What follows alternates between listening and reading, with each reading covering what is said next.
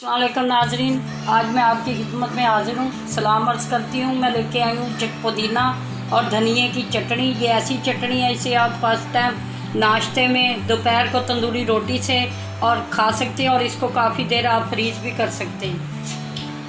ये देखें, मैं पहले पुदीना डाल दी। ये हमारा पुदीना जग में चला गया। ये हरा धनिया ये जग में चला गया। ये हरी मिर्चें जा रही हैं। ये हमारा लहसुन, 3-4 जवे, 3-4 हरी मिर्चें। ये हमारा ऑयल, कुकिंग ऑयल जाएगा इसमें। ये लेमन जूस जाएगा इसके अंदर। और ये हाफ प्याली चीनी जाएगी।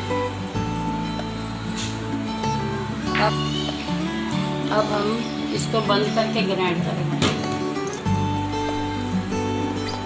ये